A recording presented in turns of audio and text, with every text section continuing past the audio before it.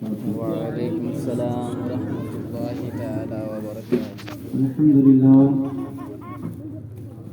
للہ والصلاة والسلام علیک یا سید المرسلین، اما بعد فاعوذ باللہ من الشیطان الرجیم، بسم اللہ الرحمن الرحیم۔ فاذکرونی اذکرکم واشکروا لی ولا تکفرون۔ آمنت باللہ صدق اللہ مولانا العظیم وبلغنا رسولہ النبی الامین المکین المتین الکریم، ونحن علی ذلک لمن الشاہدین والشاکرین والحمد للہ رب العالمین۔ ساری دنیا کے درختوں کے قلم بنا دیے جائیں، ساری دنیا کے سمندر کی سیاہی بنا دی جائیں، بک جاتے ہیں اس شہر میں خدا کے خریدار، یہ مصر کا فتام للہ الحمد میں اس دنیا سے مسلمان گیا۔ اور آج بھی پاکستان کی قبر سے پکار کر ڈاکٹر اقبال فرماتے ہیں،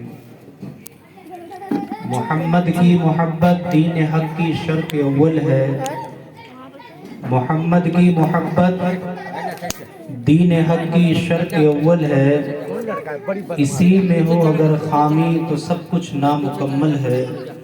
اور حضور مفتی اعظم ہند فرماتے ہیں کہ محمد سر وحدت ہے، کوئی پھر رمز کیا جانے، محمد سر وحدت ہے، کوئی پھر رمز کیا جانے، وہ ظاہر میں تو بندے ہیں حقیقت بس خدا جانے، وہ ظاہر میں تو بندے ہیں حقیقت بس خدا جانے۔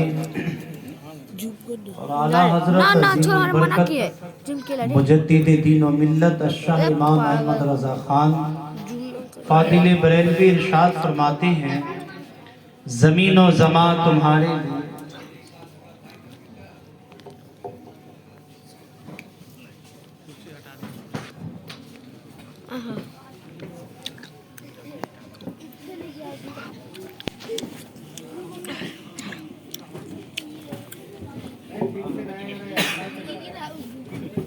سرکار اعلیٰ حضرت فرماتے ہیں، زمین و زمان تمہارے لیے، مکین و مکان تمہارے لیے، چنین و چنا تمہارے لیے، بنے دو جہاں تمہارے لیے، بدن میں ہے جان تمہارے لیے، دہن میں زبان تمہارے لیے، ہم آئے یہاں تمہارے لیے، اٹھے بھی وہاں تمہارے لیے۔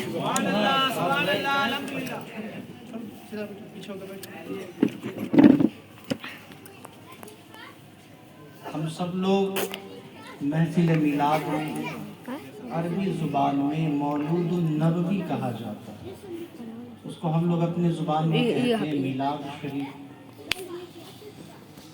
ہمارے یہاں میلاد کی کمی نہیں ہے، کثرت کے ساتھ میلاد ہوتا ہے کہ نہیں ہوتا ہے؟ کثرت کے ساتھ۔ لیکن ہماری جو مسلم کمیونٹی ہے اتنی بزدل ہو گئی ہے، اتنی نکمہ کہہ لے، کاہل کہہ لے، کہ میلاد میں جن کو آگے رہنا چاہیے وہ پیچھے رہتے ہیں، اور جن کو پیچھے رہنا چاہیے وہ آگے رہتے ہیں۔ اور ابھی میلاد کے بعد جب کھانے کا پروگرام ہوگا تو کرسی نہیں بھی لگے گا تو کرسی لے کے دوڑے گا، جیسے لگتا ہے زندگی میں نہ کبھی گوشت کھایا نہ بریانی کھایا۔ صحیح بولا ہوں غلط بولا؟ صحیح بول رہا ہے۔ میں ان مولویوں کی طرح نہیں ہوں کہ میں نذرانہ دیکھ کر کے تقریر بولوں گا، ہم حق بات بولتے ہیں کہیں بھی جاتے ہیں۔ آپ کو اچھا لگے چاہے خراب لگے، ہم وہ بات کہیں گے جو اللہ رسول کو اچھا لگے۔ آپ کے اچھا لگنے نہ لگنے سے مجھے کیا مطلب پڑتا؟ آپ اگر نہیں بھی من ہو سننے کا پھر بھی 1 گھنٹہ بیٹھ کے سننا پڑے، کیونکہ کھانا نہ ملاتے ہیں۔ درود پاک پڑھ کر کے سنا دے، اللہم صلی علی سیدنا و شفیعنا و حبیبنا مولانا محمد بارک وسلم، صلو علیہ السلام علیہ یا رسول اللہ صلی اللہ تعالی علیہ وآلہ وسلم۔ آپ دل جمعی کے ساتھ بیٹھے، انشاءاللہ اچھی گفتگو سناؤں گا کہ جب آپ یہاں سے جب محفل میلاد سے جب اٹھیں گے تو کچھ میسج لے کر کے آج آپ یہاں سے جائیں گے۔ انشاءاللہ دل جمعی کے ساتھ بیٹھیں، اللہ تعالی ہمیں آپ کو سب کو کہنے سننے زیادہ نیک باتوں پر عمل کی توفیق عطا فرمائے۔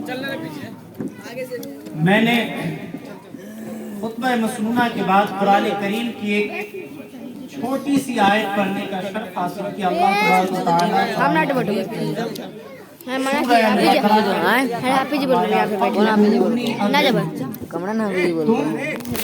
میرا ذکر کرو میں تمہارا کیا فرما رہا؟ تم میرا ذکر کرو میں تمہارا ذکر کروں گا۔ وَاشْكُرُوا لِي وَلَا تَكْفُرُونَ، اے میرے بندے میں تمہیں جس حالت میں بھی رکھوں ہر حال میں تم اپنے رب کا شکر ادا کرو۔ کیا ادا کیا کرو؟ اپنے رب کا شکر ادا کیا کرو، کبھی بھی اپنے رب کی ناشکری مت کرو۔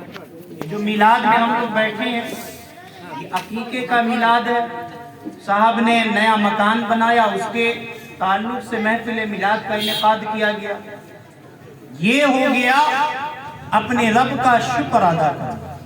اب آئیے یہ تو قرآن کریم کا فرمان ہو گیا، اب میں آپ کو لے کر کے چلوں جتنے بھی عالم جب عالم بنتے ہیں تو جیسے اسکول کے اندر سلیبس ہوتا ہے، ٹھیک اسی طریقے سے جب کوئی عالم بنتا ہے تو عالم بننے کے لیے جو کتابیں پڑھائی جاتی ہیں ان کو نصاب، تعلیمی نصاب کہا جاتا، ان میں 2 کتاب پڑھائی جاتی ہے۔ جب تک کوئی بھی بندہ یہ 2 کتاب نہ پڑھ لے وہ عالم نہیں بن سکتا۔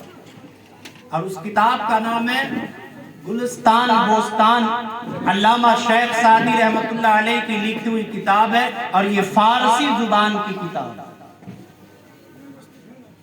اور علامہ شیخ سعدی اپنے زمانے کے سب سے بڑے عالم گزرے ہیں۔ آج کے دور میں اگر کوئی پوری دنیا کا سفر کرے تو کوئی بات نہیں ہے، علامہ شیخ سعدی اپنے زمانے میں آج سے 900 سال پہلے پوری دنیا کا آپ نے دورہ کیا علامہ شیخ سعدی۔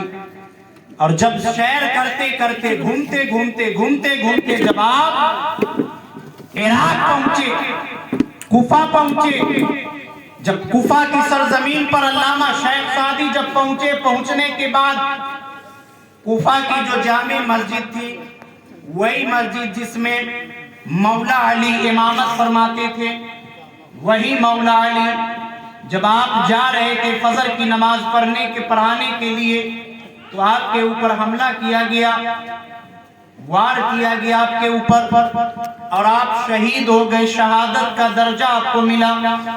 اسی مسجد میں علامہ شیخ سعدی رحمۃ اللہ علیہ نماز پڑھنے کے لیے جب جا رہے تھے نا مسجد کے دروازے پر، تو کیا دیکھا؟